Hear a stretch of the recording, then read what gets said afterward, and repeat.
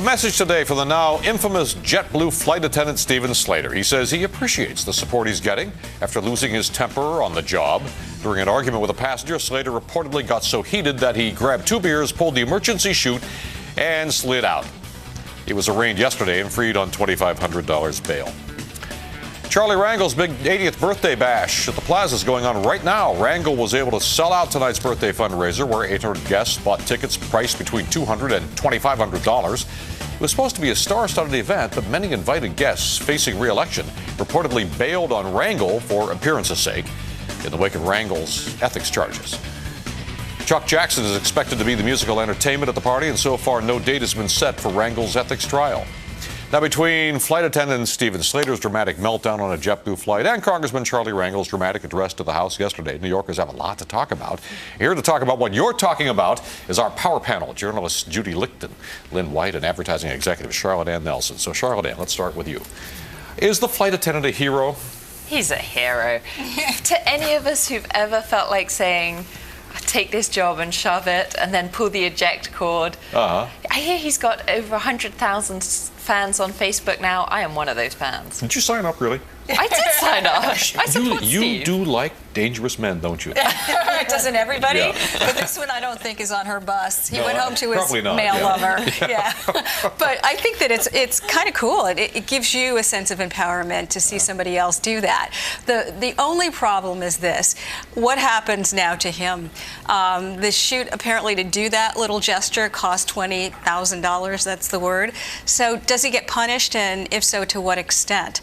I say maybe fine him, dock him, suspend him for a few days, and then bring him back and let him be in charge. Also, what happens to the woman who decked him? She should be prosecuted. She should go to jail. She should be put on the no-fly list, Right. is what should happen to her. He is our new folk hero, because there are 2 main tenets in American populism. Take this job and shove it, as Charlotte Ann has so well put it, and I'm mad as hell and I'm not going to take it anymore. Sure. The Howard Beale Anchorman cry.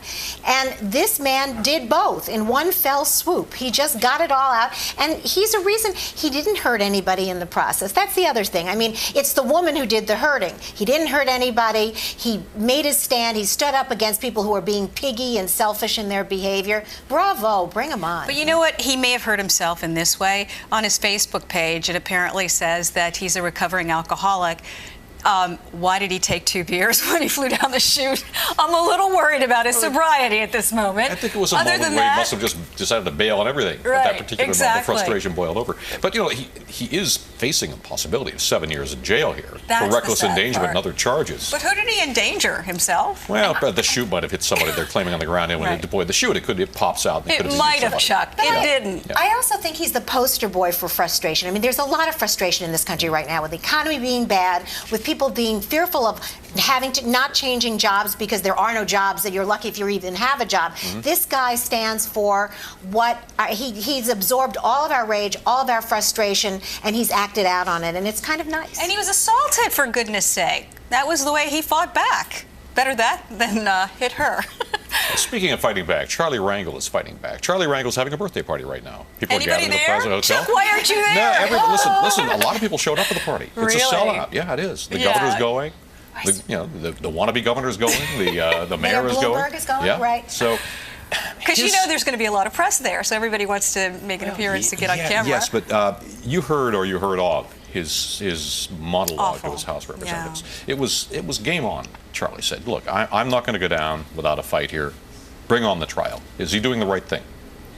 It's very sad. He's an 80-year-old man who's had an illustrious career and has done a lot of great things, and it's very sad that he's doing this. I think he's going to bring on problems for a lot of other Democrats. He won't be. I don't think he'll be expelled from Congress, because there won't be a majority that is needed. I firmly believe that. But what it says to people is, it's okay. Yes, I can. Yes, I can have a rent control apartment. Yes, I can sort of look the other way about certain taxes. Timothy Geithner can look away from his taxes. Yes, I can do that too. Then what does it say to the rest of us? Why can't Lynn go out and fake her taxes? Why can't Charlotte Ann go apply for a rent control apartment for some business she's doing? I mean, these people have to be accountable. He's He's saying, no, I'm not a crook, but he's many small ways a crook. But not only that, he's an egomaniac. I mean, to get on the House floor and usurp over 30 minutes of time yesterday when they're talking about a very crucial bill, and he's talking about himself. I mean, that ego thing is what got him where he is, and he needs to